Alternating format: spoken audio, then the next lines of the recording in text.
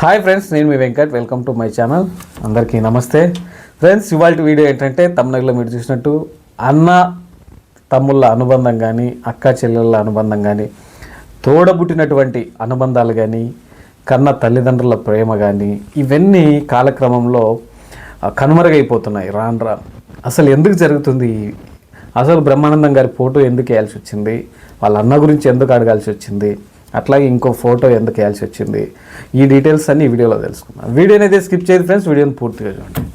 Friends, నేనైతే ఒకటి అడుగుతున్నాను. మనం పుట్టిన తర్వాత ఎన్ని బంధాలైనా మనం ఏర్పరచుకోవచ్చు. ఒక ఫ్రెండ్ కానీ, భార్య కానీ, భర్త కానీ, ఇంకోటి మనకు నచ్చింది, కళ్ళకు నచ్చింది చూస్ చేసుకోవచ్చు. కానీ దైవ సంకల్పంతో ఒక బంధం ఏర్పడుతుంది. అదే తోడబుట్టిన అనుబంధం. అక్క కానీ, చెల్లి కానీ, అన్న కానీ, తమ్ముడు కానీ, వీళ్ళు ఒకే గర్భంలో ఉంటారు. ఆ గర్భంలోంచి బయటకు వచ్చిన తర్వాత వీళ్ళ రక్త సంబంధం, తోడబుట్టిన బంధం అనేది ఒకటి ఉంటుంది.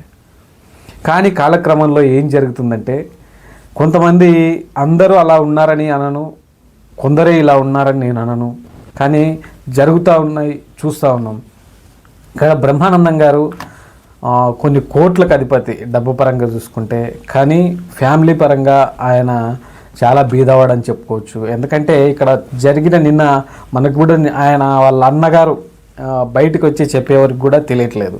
ఇంకొంచెం డీప్గా వెళ్తే వాళ్ళ అన్నగారు ఏమంటున్నారంటే, కొంతవరకు సహాయం చేశాడు నాకు, మా అన్న కూతుళ్ళకు సహాయం చేశారు. మేము దాదాపు 6 మందిలో నేను ఒక్కరినే మిగిలాను. మా అన్న కూతుళ్ళు వాళ్ళు ఉన్నారు, వాళ్ళకు కూడా పెళ్ళిళ్ళు చేశాడు. అప్పట్లో 50,000 అట్లా ఇచ్చి ఆయన చెప్పుకొచ్చాడు. కానీ మరి ఇప్పుడు ఎందుకు ఆయన గురించి ఆయన బయట పెట్టాల్సి వచ్చిందంటే, కనీసం ఊరికి వచ్చినాడు, నన్ను కనీసం పలకరించలేదు, ఎట్లున్నావని పలకరించట్లేదు.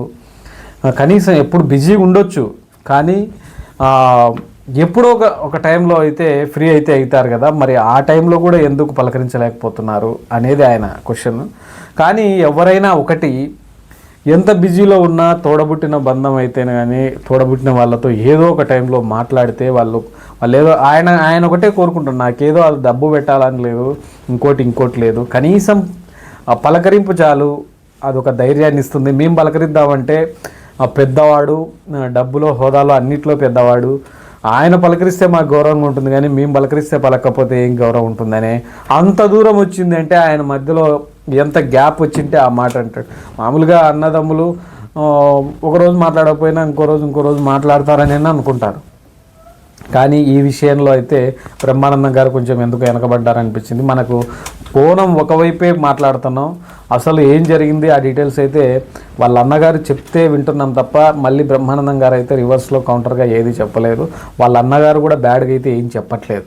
ఏం చెప్తున్నారు, కనీసం పలకరిస్తే చాలు, డబ్బు పెట్టండి అవుట్ ఆఫ్ క్వశ్చన్, పెట్టినాడు చేసినాడు, ఇంతవరకు కూడా ఒకప్పుడు బాగానే చేసినాడు, ఇల్లు కట్టించి ఇచ్చినాడు అని చెప్తా ఉన్నాడు.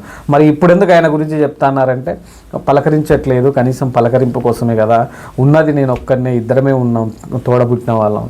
కానీ ఇదైతే ఆ విషయంలో అయితే నువ్వు డబ్బు పెట్టకపో, కనీసం పలకరించాలి. నేను ఒక వీడియో చూశాను. నేను ఆ వీడియోలో ఒక తమ్ముడికి పాము కరిస్తే ఒక అన్న ఆ తమ్ముడిని బ్రతికించుకోవడానికి దాదాపు 1 గంట 2 గంటల పాటు నిద్రపోనివ్వకుండా అతన్ని చంపకేసి కొడుతూ మరీ కూర్చున్నాడు. అన్న ప్రేమ. అట్లాంటి వాళ్ళు ఉన్నారు, ఇట్లాంటి వాళ్ళు ఉన్నారు. ఇంకొన్ని జీవితాల్లో చూసాను నేను. కొంతమంది అన్న తమ్ముళ్ళ కోసం, అక్క చెల్లెళ్ళ కోసం పెళ్ళిళ్ళు చేసుకునే వాళ్ళు కూడా ఉన్నారు. అట్లాంటి వాళ్ళు కూడా ఉన్నారు, అట్లా బ్రతికే వాళ్ళు కూడా ఉన్నారు. కానీ ఇక్కడెందుకో నాకు బ్రహ్మానందం గారి విషయంలో కొంచెం ఆయన కుటుంబానికి టైం ఇవ్వట్లేదేమో, తోడబుట్టిన వాళ్ళకి. అంత పెద్ద హోదాలో ఉండి కూడా ఇట్లాంటిది కరెక్ట్ కాదు అని నాకు అనిపించింది. మీ అభిప్రాయాన్ని కూడా కామెంట్ రూపంలో తెలియజేయండి. ఇంతసేపు ఓపిక్గా నా వీడియో నేను ధన్యవాదాలు. అట్లాగే మీరు కూడా నా ఛానల్ని కొత్తగా చూస్తున్నా, ఇంతవరకు సబ్స్క్రైబ్ చేసుకోకపోయినా దయచేసి సబ్స్క్రైబ్ చేసి, లైక్ చేసి, మీ అభిప్రాయాన్ని కామెంట్ రూపంలో తెలియజేస్తారని కోరుకుంటూ